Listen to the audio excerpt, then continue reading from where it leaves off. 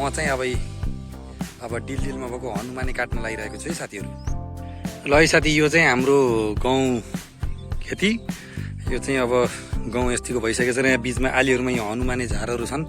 यसले चाहिँ अलि मुसा लायो भनेर चाहिँ म अब यसको घाँस काटेपछि अब यसलाई सफाइ गर्न लागिरहेको छु है साथीहरू। यति बाक्लो गरेर छ हेर्नुहोस् यी डिलमा हनुमाने, र अब हामी यसलाई सफा गर्दैछौँ। यदि सफा गरिन भने फेरि यो गाउँका पालहरू सबै मुसाले खाइदिन्छ। यसमा मुसाको घर बनाएर चाहिँ बसेको हुन्छ यस्तामा। अब यसलाई सफा गर्दैछौँ साथीहरू। ल हेर्नु त यही गाउँलाई मुसाले खान सुरु गरिसकेछ साथीहरू। ल हेर्नुहोस् गाउँलाई मुसाले खान सुरु गरिसकेछ। अब यो बाक्लो झार, यो हनुमाने झार नकाट्ने हो भने त गाउँ बाँकी नै राख्ने भएन साथीहरू। हेर्नु त यस्तरी खाइसकेको छ। म अझै नजिकबाट देखाउँछु तपाईँहरूले। यस्तरी खाइसकेको छ हेर्नु त यही मुसाले गाउँ। र यी साथीहरू यस्तै छ है, अझै काट्न छ है। यतापट्टि यस्तो बनाउँदै गएका छौँ है। उताबाटै अघि कस्तो यहाँ झारै झार थियो, हनुमाने झार थियो, र पनि यतापट्टि अब यस्तो बाक्लो छ र यसलाई पनि यस्तै गराउने हो भाइ। हेर्नुहोस् यता ल है साथीहरू, अब यति छ है। त्यहाँदेखि उताको चाहिँ सर्लक्क काट्दै आएका छौँ है। अब यति बाँकी रहेको छ है।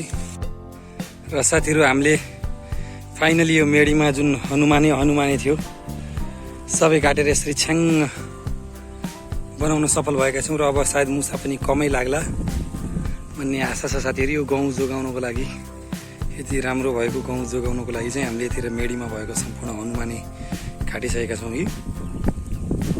यस्तो चिल्लो त के भन्ने, यसलाई छ्याङ्ग भएको छ। अलि चाहिँ छ्याङ्ग देख्न सक्नुहुन्छ तपाईँले। सर देखाउँछु तपाईँहरूलाई कति थुपारेछ है त। ल हेर यस्तो छ्याङ्ग भयो ल है।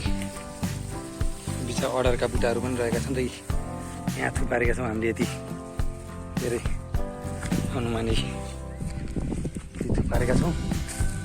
यसरी हेर्दाखेरि मेडीमा सर उहीसम्मै चक्क देखियो यी साथीहरू। यदि डङ्गुर थुपारेका छौँ।